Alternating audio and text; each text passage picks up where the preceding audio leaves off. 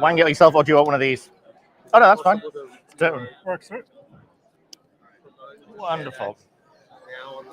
So you see, this is how you can go live with live stream, and you've got like marketing doing live stream as we speak. So this is reshare. Reshare. Okay. And so we are now live. Awesome. And we've already got one person looking. Okay, cool. Hi, Mum. Thanks for watching.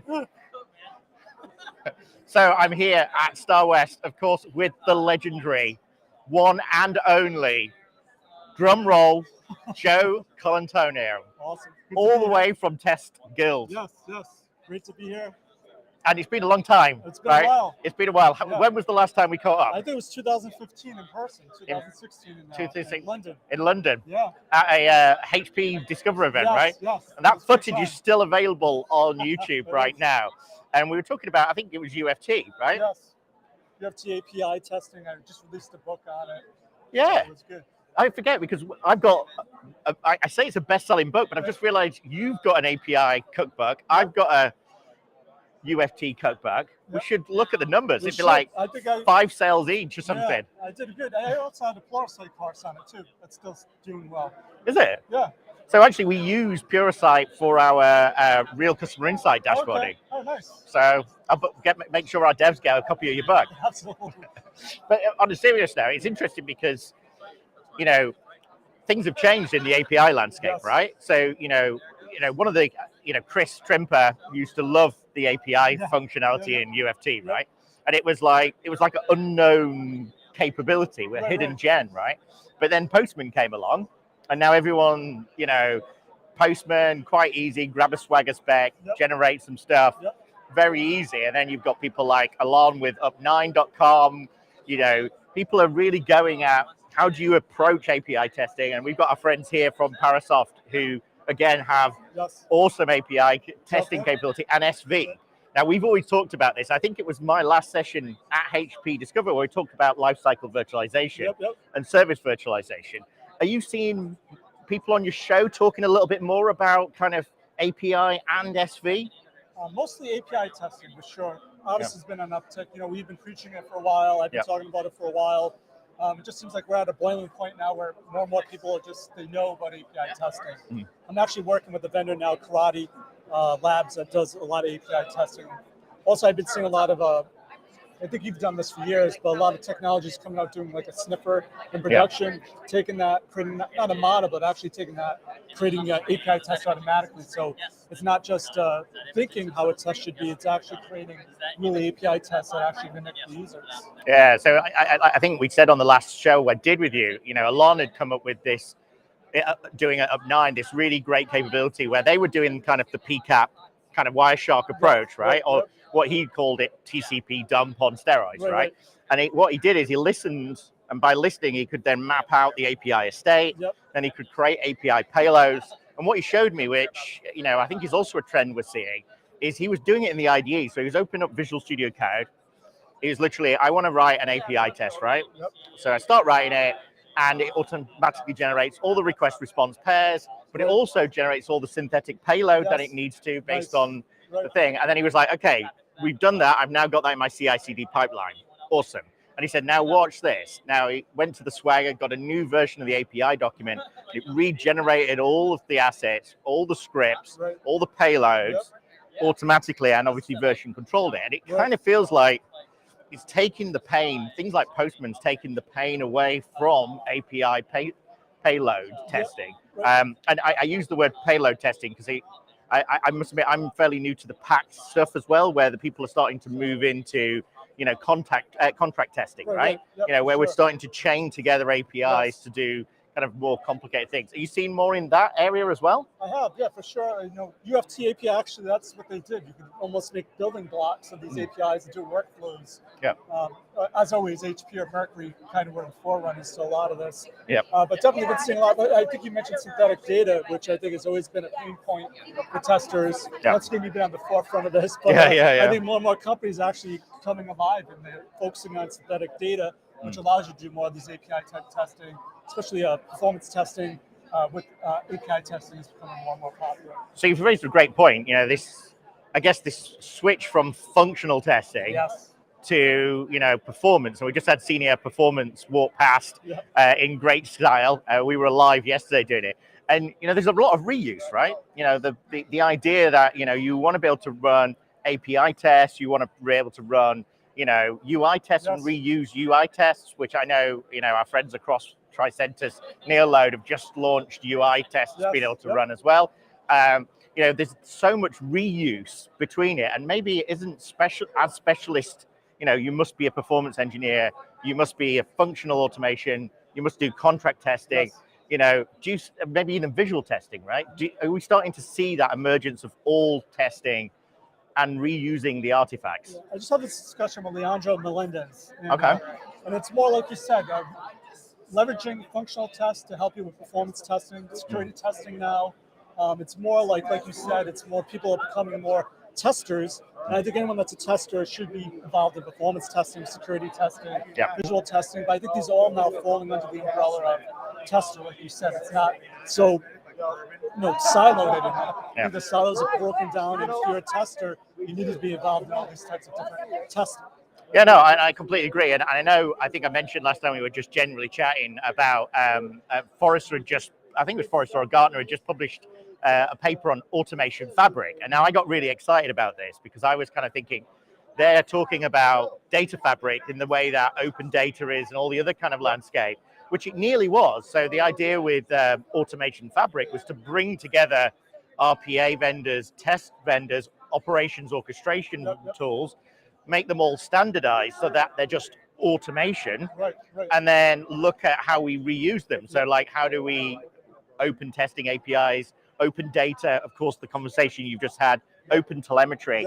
How do we pull this in? So we were sat there, I was chatting to the Grafana guy, and of course, K6, and we were sat there going, and he showed me this great demo. Actually, it was Andreas, who's the chief evangelist for Dynatrace, right? He showed me a demo, which I'm going to put on the stage for my session in an hour, where he's using the HoloLens, which we've got here, with Dynatrace's dashboards, and he's got two people, both wearing HoloLens, collaborating on this, looking at the world's grid, going, there's a DOS attack happening coming out of this area. All right, I'm going to pull that out, drop it over there, looked at it and went, okay, I can see the payload. I'm going to pull that out.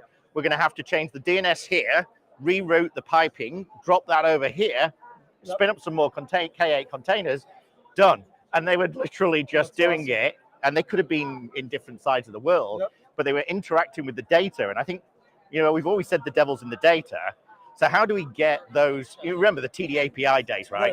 It was very little data came out of, we've run 1,000 tests. Well, who cares, right? What does that mean, right? Why didn't you run 2,000 tests?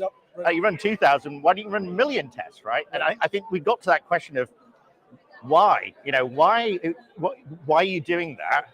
What's the value of it? And what, insight is it providing you, right? Or at least what level of confidence or assurance you're doing. And I think this is where we're all coming together, is actually if we think about, results, and I have to credit probably watching live at the moment, Toby Marston. Toby appeared in my dream and he said, we were talking about AI, and Toby came over to me and said, look, the future is a echo test database. And I said, what do you mean? He was like, well, like an echo, it repeats over time and it amplifies. You want to take a shot of every single version of the test results and then run analytics against each one to give you predictive capability over time, not just look at the latest set and do machine learning against it. So I was like, woke up, went onto the internet, typed in echo database, and there is an echo database, but it's actually for storing echoes of ultrasounds. But there isn't a test echo database. But it was kind of that idea of, if we've got all this information, and this is where I'm going to kind of get into this quantum computing aspect. I was in Microsoft campus in Silicon Valley a couple of weeks back, sat talking to the guy from Azure Quantum, and he's like, the reason quantum computing is important is, and I call it jitter in a second, but we think that everything just works, right? So it's a 1 or a 0, right? It's a pass or a fail. But we know it's not really a pass or a fail, right? Even with the UFT results, it would have been like, this time I ran it, it was 6.4 seconds. This time it was 6.8. There was some nuances. There's little bits of let's call it hidden, insight that's in there that you don't really look at, because how can you observe it from a test observability point? However, if you can upload petabytes of data in a data cube in the sense of Azure Databricks or something like that, all that time series data that we're getting from OpenTelemetry, Dynatrace, Splunk, New Relic, plus all the test insight, pull it together, push it up and see what you can actually observe. And then you can literally start getting some more insight into the data. Absolutely. Now, quantum computing feels like we've gone, sent from the future to come back to the past and back again, right? Sure. But it feels like that's the way we're going. But it needs a lot more open testing alliance of partnerships working together to move the industry forward. Yeah, it's just like we talked about how it's no longer a silo for functional testing, performance testing, security testing. Same thing with data. I was talking to Andreas as well. Says we need to open it up to have one data source, to have all the data in one place, and bubbling up insight is the key. And I think that's where machine learning is probably best at, being able to analyze data. And I think where the true power is, and where you probably get all these type of insights around performance and things you probably don't even know about. If you're looking at OpenTelemetry, performance and security all in one test, you can bubble up insights that you probably couldn't even think of as a tester on your own, right? Yeah, sure. And it's the visualization, right? Test observability is huge, right? And you're right. There's APM over here. There's maybe test analytics over here.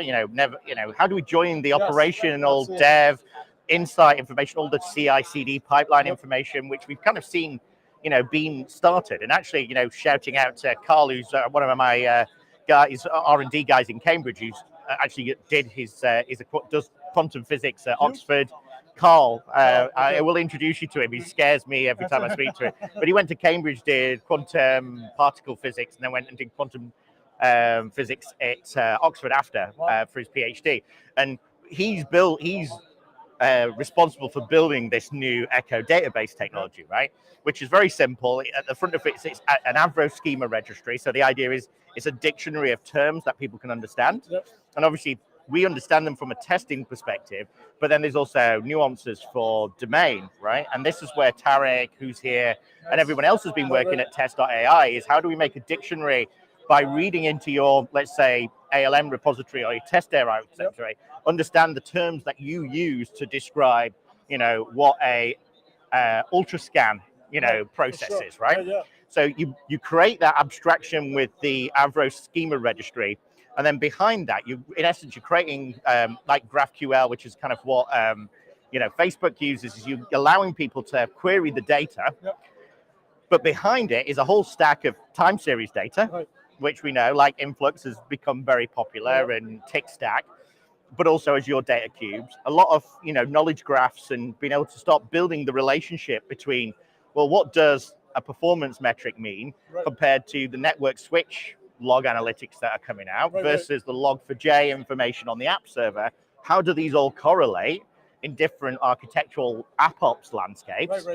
And then at the back end of it, you've got Grafana or whatever data visualization, Power BI, maybe the HoloLens, or Dynatrace's dashboarding technology, or Splunk, or whoever, to visualize that information and explore it like the Minority Report, right? You've got to be able to pick it up and throw it across here and say, no, let's look at that logo. Let's look at logo on every form factor. Done. That works. So are we ready for this future? I don't know. I mean, like you said, I think it's still breaking down the barriers, but it's the way we're going. I think I don't know if you coined data ops, but data AI ops type deal is, I think, definitely where we're heading. Like I said, machine learning, I think, really is a real thing, especially if you apply it to data. I think it's that's where we're definitely heading. So I kind of pretend coined something that I'd said 8 years and years ago, but QA ops, right? That's the one, right? That's the puppy. So we started with another live streamer on the. So we started with this idea, and I think I may or may not have kind of pitched it to you, which was this vision that, and it kind of came from Keysight's heritage, right? Which was, if I look on this device somewhere, there'll be a CE mark to say it's gone through some testing. That means if I get on an aeroplane, it's not going to affect all the instrumentation and the plane's going to crash. Unlike a Samsung Galaxy, whatever Node or whatever it was, you could throw in it and explode, right? But part of it shows that it's gone through some kind of rigor with around the hardware testing. Right. We don't have the equivalent for software, right? And we're now in this new world that we're releasing all the day, every day, and we're relying on a system, let's call it Salesforce for a second, and we don't know what Salesforce has just released, pushed to production, right? We don't know if that's making it less stable, more secure, less secure, more functionality, less functionality. We have no visibility into that. And so this idea of having a digital kind of quality certification of saying, you know, with my processors doing visual testing, doing security, doing resilience, doing chaos testing, I've accumulated a score of B. And these are the things that I need to do, a bit like Google Lighthouse, that I need to get to be an A+. And you'll then start seeing vendors, maybe military or healthcare, saying, you know, like our friend Chris Trimper at, you know, they've got to build grade A software because there's no failure allowed in that area. Instead of, I'm an entrepreneur and I want to get out a new Starbucks app, what tells me where the cheapest Starbucks is, if there was such a thing, right? And I want to get it out there today. So I don't care if it's an F or an E, I'll get it out there, I'll test it in production a little bit more, and then I'll evolve it once it gets to the point that I need to mature those processes. But they could go up and down, right? You could be like NASA, start off at TMI level 5, drop back level 3 to catch up with, you know, SpaceX. So it's I know it's a bit of an odd one, but, you know, I think it's a sum of all the parts, right? Is that, you know, you could be like, for instance, when you were working in the automation landscape, right? What's saying that that company didn't have a massive dip when you left because some of the subject matter expertise, some of the capability left, and maybe someone came back in and decided to do it differently, and they maybe succeeded or failed. It all has a knock-on effect. It's not static, right? It's baseline. It's how you go from release to release. Yeah, and we don't have that viewpoint. We have no idea. We put the trust in a platform to work, and then we see things like, you know, House of Dragon, it goes launches, HBO streaming goes down, right?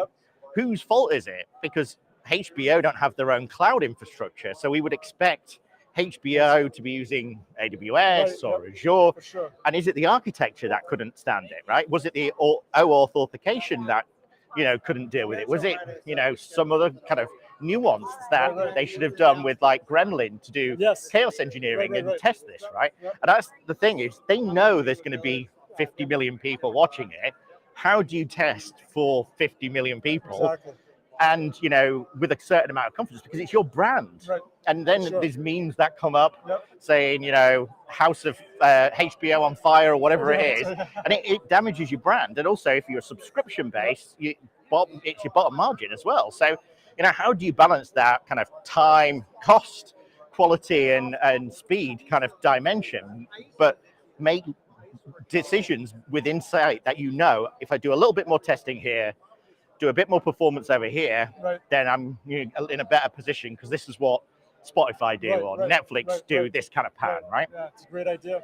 It's really risk-based too. To know, like you said, if you're doing an app for Starbucks, maybe not important, but if you're an enterprise, you know, your risk area is going to be different, and you're going to want to do this extra type of if it's a banking or something like that, it's a really interesting, because there's some guys here actually who did came in and they're doing for financial service trading, right? Really high speed kind of, you know, if you miss a few points there, it could make the economy. I worked at Lehman Brothers, so I can remember the pain.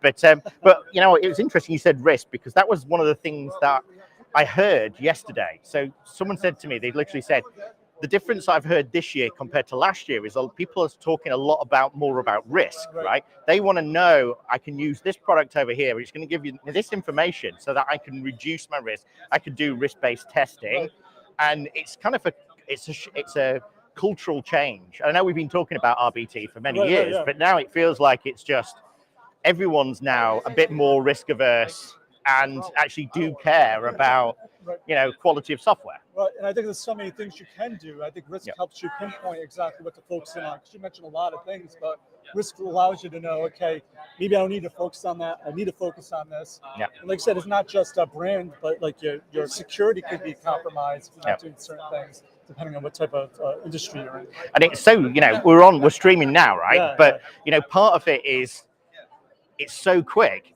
It's so quick how it can happen, and it can impact your brand so subtle. You can indeed. But but it changes so quickly that, like that brand there, you know, if you've got damage there, you're seeing in the wrong photo or something like that, it can be catastrophic. And so, you know, I do think, especially crowd testing, you know, there's quite a few crowd testing companies that are emerging in this. You know, are you seeing what is the kind of trends that you're seeing? I know you did the big trends for 2022, but you know, what kind of things are you seeing testers needing extra help with?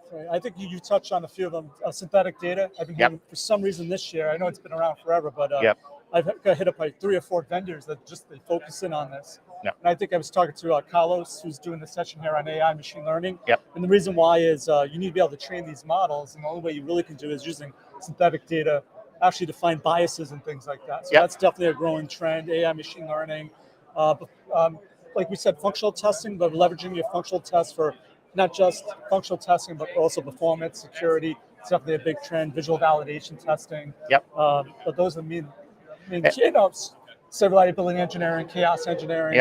Big thing. I think performance testing almost has been renamed as, say, reliability engineering, but that's been a growing area for sure. Yeah, no, it's interesting because, you know, performance engineer was always the poor child, right? And it was like, you know, in the Load Runner days, it was, you know, it was a black art, right?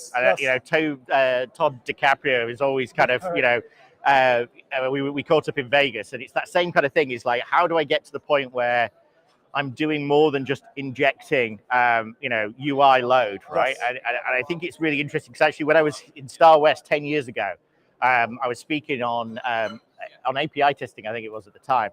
And I remember talking to Scott Barber and saying, you know, I haven't heard that name in a while. I've not heard, no, I've not seen him. Dawn did a fantastic podcast. I think it was your podcast, right? And she said to me something about designing software for not yourself. He was saying that the developers they kind of create it with the idea of what they would like the app to do, not what the customer would want to do. And I really liked her thing. And she mentioned James Whittaker and some of James Whittaker's kind of run book of how do you test things. But actually, there's a lot to that, isn't there? You know, and are you seeing more of the guild topics? You know, the performance guild. And you know, I actually listened to the last podcast, which was someone who wasn't even in the industry until she took a boot camp course, and you asked her, you know, what was the, you know, a boot camp successful? And she said, well, I learned coding, but as I was learning it, actually, I really enjoyed the testing aspect of it. And now she's, you know, an advocate for testing and performance, right? Yeah, it's interesting because like a lot of people think that to be an expert, you need to have years and years of experience. And she was using Playwright with Artillery. You know, we've been testing forever. I haven't done that yet. So she's been in the industry, for like a year, and she's an expert now because Playwright and Artillery, doing performance testing, leveraging Playwright, it's kind of cutting edge. So yeah, I love that type of thing. And that's definitely a growing trend. Like I said, performance, I'm shocked by, like you said, performance testing was always kind of overlooked, or like the redheaded stepchild, but now it's no offense to the redheads, but it's really been a growing area, which I'm just surprised by, which I think is due to site reliability engineering, more resilience testing that we've known forever, but now it's chaos engineering type things. Yeah, and it's interesting because, like on the podcast, you know, part of it is they learn a language, maybe Python, and then they start looking at the tools that sit in that space. And they might be going, okay, well, you know, how to use Gatling with Taurus and with this, you know, okay, and then they find a really sweet spot that works for them, right? And I think that's what's, like you said, it's so different. We're seeing another generation of people who are coming in with that same level of enthusiasm that we had with Windrunner when we were like, okay, we're going to create our own libraries. We're going to, you know, we're going to download the CSO libraries, and now I've got either more capabilities. I'm going to start parsing XML files. But now they've got all that, and they're not having to worry about the plumbing and the framework side of things. It's actually, they look at it as, what am I trying to prove? What's the value, you know, that I'm doing? How do I approach this?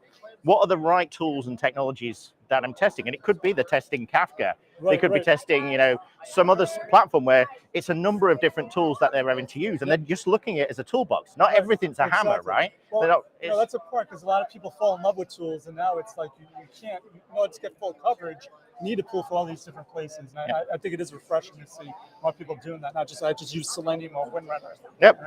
Well, you know, I last Friday with Jason, we always joked about, of course, Selenium, we know, you know, was named after mercury poisoning. Yeah, I love this. I get upset, but that's like And then obviously, if you go in with selenium poisoning, they give you carbon, right? Right. And part of it is, I think we're getting to that point, and maybe it isn't that we have to be precious, and we're the same, right? But we're still there with the, TSL was the way to go, right? Which I still probably think it is the way to go, right? For sure. I forget all about it. but it made so much sense, right? It was enterprise grade, and you could rely on it, right?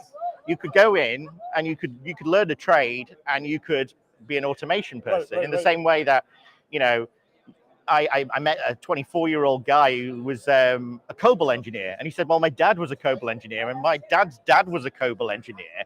And maybe we're getting to that generation now that, actually it's 3 generations of automation.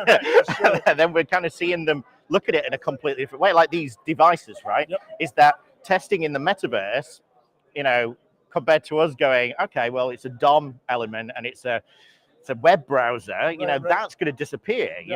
We're not going to see phones anymore, physical systems. We've been talking about this for a long time. We're starting to see digital interfaces over and interactions when, you've got all of these chains of incredibly complex. You can't know all of the stack. It's impossible, right? Exactly. So how do you bring everyone together to collaborate and, drive quality and testing and bring the engineering back? Because I think that's where I miss personally, from Star West is senior heroes, right? It's people like Dorothy, who I did see at Eurostar this year, the grandmother of test automation, right? But, those engineering capabilities that were built out of rugged kind of, repeatable blueprints. And now those are kind of long forgotten. And we're now in this free fall of, how do we knowledge share? Well, we'll just go and Google it, right? And, So what have you seen? What's your kind of what have you noticed from Star West as your big takeaway from this kind of event? Well, I just think, like you said, a lot of vendors are working together, kind of coming up with solutions to be more end-to-end type solutions, rather than, back in the day, it was HP or Mercury were very kind of closed off to other things, and eventually they probably went down because they weren't open to all these innovations in other companies. That's what I love about you. Always bring our folks like Dynatrace. Let's bring Andreas into the mix here. We can all shuffle around. And so we were just talking about take a seat. Now come into the. So what are these different channels? That's Oculus, I guess, right? And that's the Oculus and the HoloLens we got here. So pop into the live feed. You only have to climp in a little bit. Who are you using for a demo? Were you doing a demo with us the other day? We were doing a demo, yeah. So, and we were just talking yesterday about the fact that Dynatrace 5 years ago, was it? You said? 5 years ago, yeah. We did an internal project. It never materialized into a product feature, but we basically have a HoloLens application where you can put your dashboards around in midair and analyze problems and then interact with the data. And it's like you said it nicely yesterday, Minority Report style. Yeah. Right. Exploring the data and interacting with it. And I think it's the big trend. It's the test observability piece. And I know you've been talking already about kind of this. How do we get data in a format that we can all start digesting and using? I think it's a big change. And, we're seeing it especially with Dynatrace at the moment. So my presentation actually has Dynatrace in it, but we both got the same slot. So we were both speaking at Swiss testing days, right? And we were both on the same time. Spell it out. I did because it was on the live stream. I didn't want them to just go STD, again, hashtag Jonathan's going to get in trouble kind of thing. But again. But it was interesting because, so I've got a Dynatrace on my demo, right? And I'll tell you a little bit about it because it was what I was talking to you yesterday about. And we've talked about it forever, right? So it's the shift right thing. And I actually did it on the stage when I was at Swiss testing days, right? Is I said to everybody, go onto keysite.com. And if you go into the debugger, you'll see there's an rci.js and there's a stream file, right? And that is capturing everything from what's happening, a bit like real user testing or real user monitoring, right? So anyway, I said, go and use it, guys. And obviously I'm in Switzerland, so people are coming in, German, France, everything else. And then literally at about 15 minutes into the demo, I stop it, launch our app, which has got Pluralsight kind of platform thing, visualize the data and said, this is everyone's transactions that's been on keysite.com in the last 15 minutes. I said, okay, so there's a link at the bottom of it. I just copy it, which sounds a bit too advanced, basic for us, pasted it into our DAI product. And then we've got the entire model of all of those transactions, hit the press the play button, and it starts testing and it spins up the instance where you can see someone going through in German the language selecting the different products and stuff like that. And it's literally 15 minutes creating that kind of digital twin. But what was interesting about it is we did that with our own kind of tool, what we call RCI, but we also did it with Dynatrace. So we did the same thing, 15-minute window, grab all the transactions, pull them across, and just replay the transactions. And it kind of says to yourself, this is the whole reason why we're better together, right? 1 + 1 = 3 is Dynatrace plus Source Labs plus Parasoft plus us. Pull service virtualization, API testing. Not everyone's going to be the best at everything. Bring the best of the best in. Create an open testing alliance. Get open telemetry, open testing data. And that's what I think we need to do. Is we need to start sharing that information. And I think in the future, it's going to be how much of other organizations want to share their data as well. So if I build a service on Apple Pay, I should be able to see Apple Pay's telemetry information into my portal, even if it's desanitized of all the the stuff they want to show you. Whereas in the old days, you ask Salesforce, why is it, what's going wrong? Can you show me the root, pinpoint failure analysis, root cause analysis? No, it's all our own stuff. We'll just tell you that, it's working or not working. I don't want to distract the conversation, but you just brought up an interesting point with the getting observability data from SaaS vendors, like you mentioned Apple Pay. We work with a lot of customers that interview with Salesforce and others. Have you had conversations with these SaaS vendors when they do open telemetry that they then send the spends back to you that belong to you? Because they run a SaaS service, which means multi-tenancy. Yeah. Yeah. So is how do we get the right data? How do I only get the data that belongs to kind of is meant for me?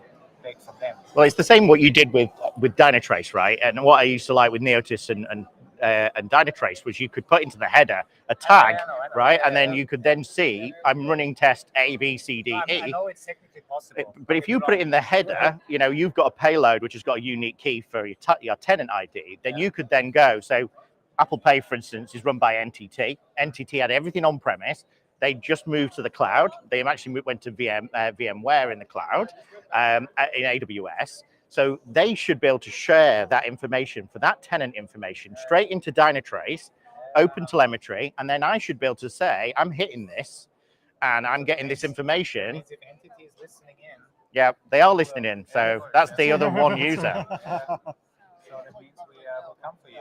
Absolutely. Well, we want your data. You just knock at people's door and go, can I have some data, please? But it's a good point. And I guess that's then the question of how much of that could potentially be sanitized, wiped, and then passed you and then overlaid and imported into the platforms to then say, okay, we're showing you this data now, but we've redacted, maybe some of the magic source that they don't want to share. So, I think with that bombshell, I think we can end the first 30-minute live stream and say, open test observability is the big thing, and it's as important for operations as if it is for testing. Absolutely. Well, thank you guys. It's been an absolute pleasure, and we'll stream again. All right.